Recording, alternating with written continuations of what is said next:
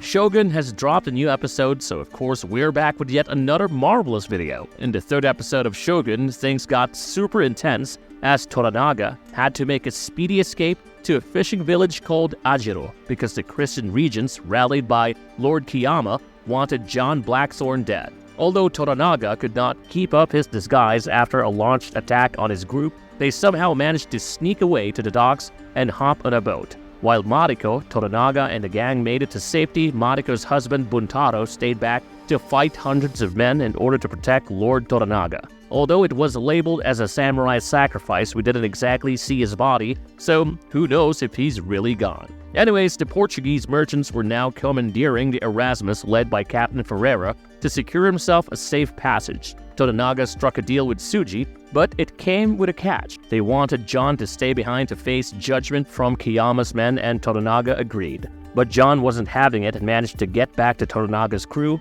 Impressed by his resilience, Toranaga dubbed him Hatamoto and asked him to train his army in Portuguese warfare. Meanwhile, Hiromatsu told the council leaders that Toranaga was quitting as a regent, which totally threw a wrench in the council's plans to impeach and execute him. So that's how we get to episode 4, where Lord Toranaga and his crew finally makes it to Ajiro for the first time since his ship crashed there in episode 1. So without wasting another moment, let's find out what exactly happened in the Eightfold Fens. But before we go into our explanation, we have a very small request. If you like our content, please support us by subscribing to our channel. This is a small click for you, but for us it means a lot. Thank you, and let's begin.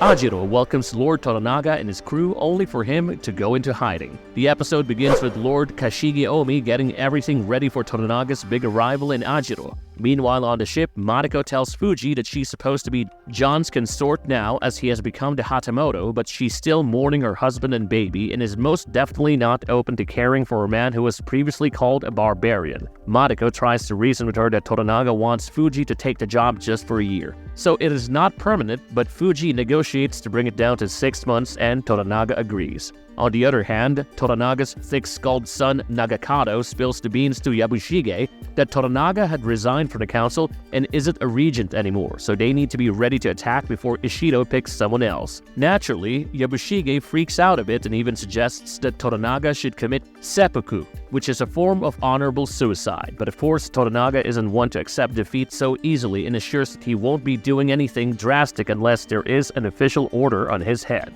When Toranaga and Yabushige arrive at Ajiro's shore, they are greeted warmly by Yabushige's vast samurai army and of course his nephew Omi. Seeing the hold he had over his people, Nagakado warned his father of Yabushige's flipping alliances. While all this is happening, the folks in Ajiro are pulling out all the stops to welcome their important guests, and Yabushige is feeling pretty proud, parading his samurai army around and showing off his power as they cheer for him. But he was a bit disappointed when Toranaga addressed his army and got even louder cheers from the men than he did at first. Even though it was just a little moment of competition, Toranaga decides not to stick around in Ajiro anymore, probably because of Nagakado's warning about Yabushige. Instead, he puts Nagakado in charge of training the gun regiment to face Ishido's armies and leaves for a place nobody knows anything about.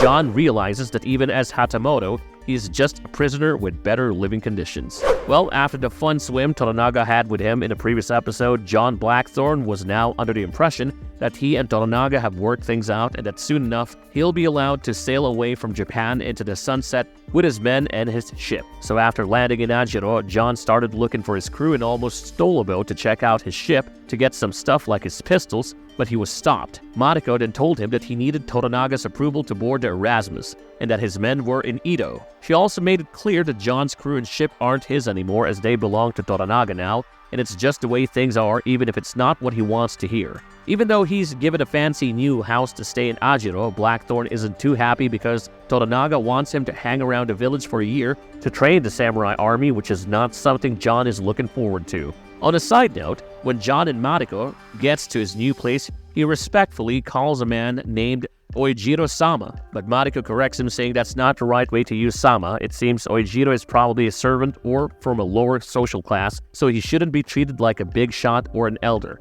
Now, even though John is British and they had some pretty disturbing discriminatory practices back in the day, which I really hope you have read about in your history books, he treats Oijiro with respect, even though he's not required to. Anyways, after taking a tour of his newly assigned home, John finds out about all the fancy services he can use now that he's a Hatamoto, which overwhelms him because technically he was still a prisoner, just a sophisticated one.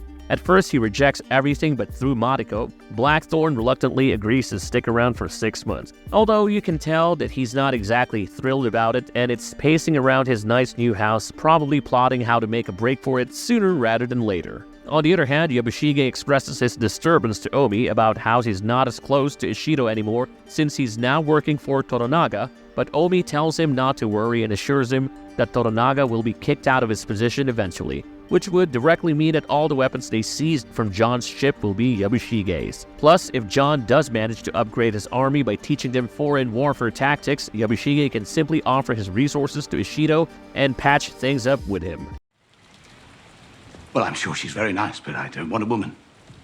I wish to pillow her, pillow on her, or near. 16th century John was a feminist before it was a thing. After learning that Fuji was there to serve him as his lady and consort, John isn't happy about her being forced into a role she doesn't even want because of her husband and child's deaths. This is when Mariko explains to him that it is to keep Fuji from falling into depression, but John viewed it as old-fashioned and unfair. So Mariko tells him about the Eightfold Fence philosophy, which basically meant that the Japanese people have their own way of dealing with things and that Fuji might not be as fragile as he thinks. So John agrees to let Fuji serve him as a consort on one condition, that she does it in a non-sexual way, like taking care of the house and finances. Mariko says refusing her would be a big dishonor. So this compromise actually makes Fuji like John more, which is unexpected. Seems like our man continues to drink his respect women shot, and we're here for it. The next day, Omi asks John to hand over his weapons before they leave to see the army, but John absolutely refuses to agree. Mind you, John hates Omi's guts, and for all the right reasons, as the young lord pissed on his face during their first meeting in order to humiliate him. As the conversation gets heated, guns and swords are drawn. Mariko struggles to calm John down, and Fuji asks John to give her the guns instead of submitting them to Omi. A reluctant John gives away his guns to Fuji-sama, and when Omi tries to take them from her, Fuji points the guns at him and tells him to leave, which basically proves that Mariko was right about Fuji not being weak. Naturally, Omi was forced to leave without the guns in his custody because Fuji isn't someone to mess with. Even if she might not know how to use the guns she's pointing at, she does come from a very high rank. Defending the household is one of the many duties of a consort, and Fuji proves her mettle by standing up for John when there's trouble. Hitting the wedge.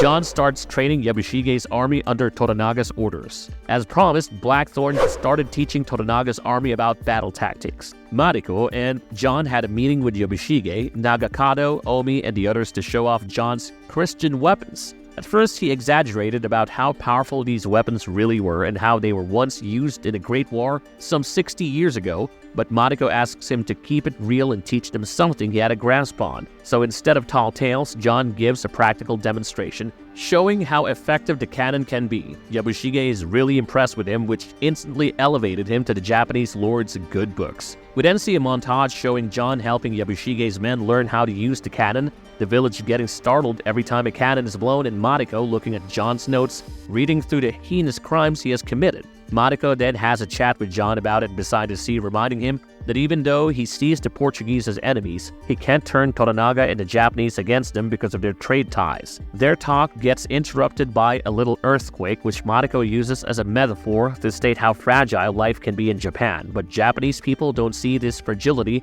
as a weakness. They just adapt and keep going, rebuilding what's broken over and over again. I think this was also a slight reference to the idea of kintsugi, which is a Japanese custom to piece back broken objects together with gold, often meaning that no matter what the circumstances, everything can be fixed.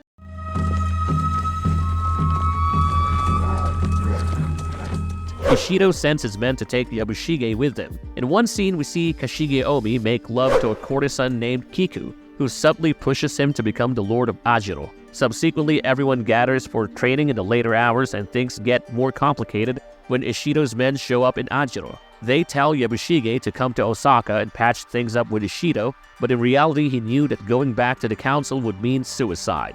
Ishido's men were being led by Nabara Josen, who was very upfront about the fact that not accepting Ishido's invitation meant that Yabushige was aligning himself to Toranaga. Even though he has been asked to go back to Osaka and face judgment, Yabushige manages to talk his way out of it. He tells Josen that he's been preparing his men for a war in Ishido's name all along, and anything else is just a misunderstanding. Yabushige even suggests they stick around for a demonstration of John's cannons the next day. If Josen still isn't convinced of his alliance, Yabushige says he will offer his head to Ishido himself. Although Josen agrees to stay, Nagakado is not too happy about this plan, but of course, Yabushige is playing safe on both sides and manipulating them in his favor. So he explains how he wants to scare Josen into backing off and telling Ishido to stand down because it's a war they cannot win. Still, deep down, Yabushige is worried about going to Osaka because he's afraid Ishido might kill him for betraying him. He expresses his difficult situation to his nephew, and Omi eerily mentions that he might have a solution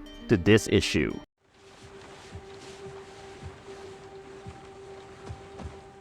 Fuji and John exchange pretty sweet gifts. There's a nice dinner scene with John, Mariko, and Fuji where John apologizes to Fuji for not treating her well and thanks her for standing up for him earlier with Omi. He gives her one of his pistols to show he trusts her and is grateful for everything she's doing around the house. At first, Fuji is surprised by the gift, but then she offers him her late father's swords in return. She thinks John as a Hatamoto would have swords, and although he was unsure at first, John accepts them. Then he tries fermented beans as a way to embrace Japanese culture and pretends to like it so as to maintain niceties with the two ladies. On the other hand, Omi and Nagakado are having a pretty disturbing conversation about how Toranaga's quiet tactics are holding Nagakado back from reaching his full potential. Omi basically influences Nagakado to take a drastic action so that people will start paying attention to him instead of sending word to Toranaga about Ishido's men and Yabushige's schemes.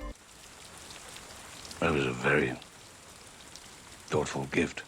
Did John really pillow with Mariko? Now, although Blackthorn has made it abundantly clear that he is not interested in any romantic encounters nor has any need to pillow anyone, things take an unexpected turn when he and Mariko end up in the same natural hot springs late at night by coincidence. After a little embarrassing moment where the translator accidentally sees Blackthorn naked, they keep things pretty modest. Mariko can't help but tease Blackthorn about his baiting habits, but they end up having a polite conversation as Mariko opens up to John about a big injustice that happened to her family, which made her feel like an outcast. Although she does not indulge in details, we find out that Toranaga has offered her a chance to fix things or make things right. Mariko then benches the topic of conversation and asks John to tell her about London. They talk about what they might do together if Blackthorn could show Mariko around England, like meeting the Queen and going to a play. Even though they're sitting close, you can feel that the tension between them is so intense it could be cut with a butter knife. But then the scene shifts to John Blackthorn sleeping alone in his room while Fuji puts out the candles. First, it seems like he'll be spending the night by himself, but instead it ends up with a surprise. In a dimly lit room, a woman slips into Blackthorn's room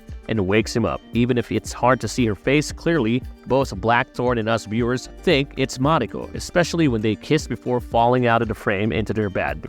Although the next morning is rainy, Blackthorn is in a sunny mood as Mariko joins him and Fuji for breakfast and teases him about enjoying the company of a courtesan last night. But she smiles to herself, leaving us wondering if it was really Mariko in his room or someone else. And how long will the show keep us guessing this? Now, if they really did pillow together, you should know that Blackthorn and Mariko had been building up to this moment, especially since Mariko's husband Buntaro's apparent honorable death in the previous episode. And given how regressive the society was for women back in the day, some people might not see it as appropriate for Mariko, who's newly widowed, and betting someone like Blackthorn, who's seen as a barbarian by many. I must agree, if it really is Mariko John slept with, their romance might feel a bit rushed in the bigger story. But it also makes sense for Mariko to lie about her involvement in seducing Blackthorn. In a society focused on honor, it's understandable she'd want to keep it a secret. But is Fuji also keeping this secret for her? And speaking of secrets, I've said it before and I will say it again, I'm not entirely convinced Buntaro is dead. We never saw him die on screen,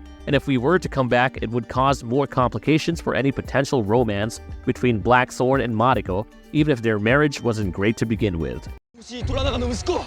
역시 나가도가 미했을ことじゃ。とんでもない挑発行為にござるぞ。 The episode ends with Nagakado making the dumbest decision of his life. At the end of Shogun Episode 4, there is a scene where John, Mariko, Nagakado, Yabushige, Jozen, Omi, Ishido's men, and Yabushige's men are all gathered for a cannon firing practice. Everything seems normal at first, but then Nagakado does something unexpected. Instead of aiming the cannons as planned, he turns them towards Jozen and his men and fires, blowing them up into smithereens. The special effects showing the destruction are really well done in the scene, but it's really a horrifying moment given there are destroyed body parts smushed on the floor. In this chaos, Yabushige seems to play it cool and acts like he doesn't know what's happening, thus loudly announcing that Nagakado's move will start a war with Ishido. Yabushige is very well aware of how fast this statement would spread, so he was quick to put all the blame on Toranaga and Nagakado. This way, Ishido will focus on going after Toranaga, giving Yabushige a chance to join Ishido